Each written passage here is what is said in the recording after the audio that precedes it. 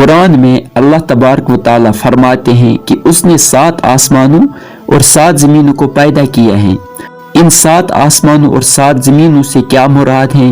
ये 7 आसमान और 7 ज़मीन आखिर कहाँ हैं?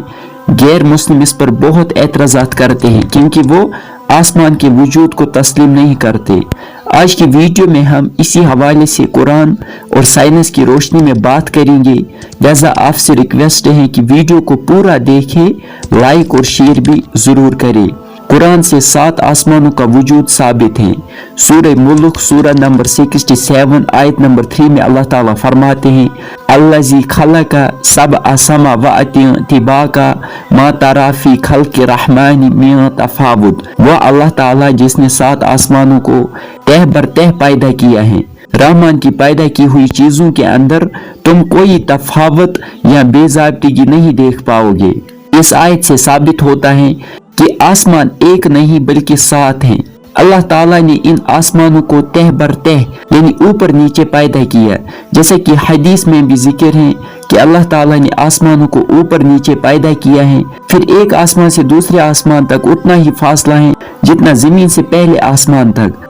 उसके बाद जन्नत आती है, जैसे कि नबी अलैहिस्सलाम के वाक़े महराज में भी मज़कूर है।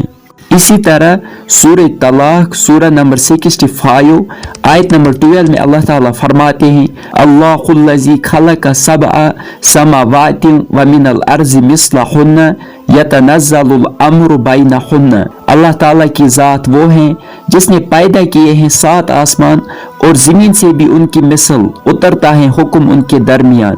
इस आयत से साबित होता है कि ज़मीन भी आसमानों की तरह 7 है।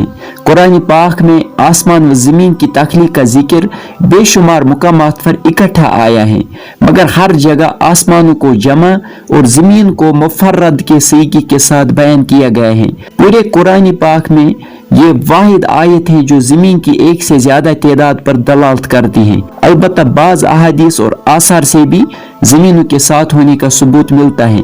हज़रत अब्दुल्लाह बिन अब्बास रज़ी अल्लाह ताला अन्हु के असर में एक मुश्किल हदीस है जिसने उम्मत में बड़ा इश्काल पैदा किया है। हदीस के अल्फाज इस तरह है कि तुम्हारी ज़मीन जैसी और भी 7 ज़मीनें हैं। हर ज़मीन में हज़रत आदम जैसे आदम, मूसा अलैहिस्सलाम जैसे मूसा, ईसा जैसे ईसा और हज़रत मोहम्मद सल्लल्लाहु अलैहि वसल्लम जैसे मोहम्मद हैं। इस पर इश्काल यह है कि मोहम्मद सल्लल्लाहु अलैहि वसल्लम तो हुजूर खातमुन नबीयीन है, आप जैसे मोहम्मद होने का क्या मतलब? पहली बात तो यह है कि मुहद्दिसीन के नज़दीक इब्न अब्बास की ये हदीस शाज़ है, यानी ये हदीस काबिल हुज्जत नहीं है।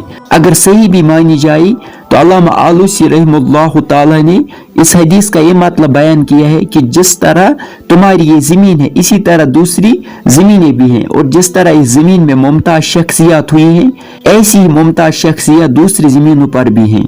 और ये भी फरमाते कि ये मफ़हूम अखज़ करने में कोई हर्ज नहीं।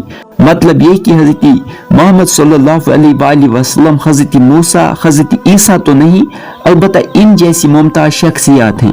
अब साइंस की रोशनी में हम इसका थोड़ा जायजा लेते हैं। बाज़ स्कॉलर 7 आसमानों से एटमॉस्फेयर की 7 लेयर मुराद लेते हैं। वो 7 लेयर ये हैं, troposphere, stratosphere, ozone layer, mesosphere, thermosphere, ionosphere, exosphere. मगर ये गलत है। इस पर ये एतराज किया गया है कि एटमॉस्फेयर तो एक ही है, अगर आप इसको टेम्परेचर के मुताबिक तकसीम करते हैं तो ये सिर्फ 5 लेयर बनती है, न कि 7। इसी तरह 7 ज़मीनों से बाज़ स्कॉलर ज़मीन के 7 लेयर मुराद लेते हैं, यानी जिनसे ज़मीन बनी है। वो 7 लेयर ये हैं, crust, lithosphere, upper mantle, asthenosphere, lower mental, outer core, inner core. लेकिन ये भी गलत है। इस पर यह एतराज किया गया कि ज़मीन सिर्फ 4 या 5 परतों से बना है। सही बात यह है कि 7 आसमानों और 7 ज़मीनों का वजूद बिल्कुल बर्रक है। इस पर हमारा यकीन है क्योंकि ये बात कुरान में बयान की गई है और कुरान अल्लाह की किताब है। साइंस से अभी तक 7 आसमानों और 7 ज़मीनों का वजूद साबित नहीं हुआ और न ऐसा मुमकिन है, इसलिए साइंटिफिकली इसको साबित किया जा सकता है और न रद्द। लिहाजा कुरान की इन आयत पर एतराज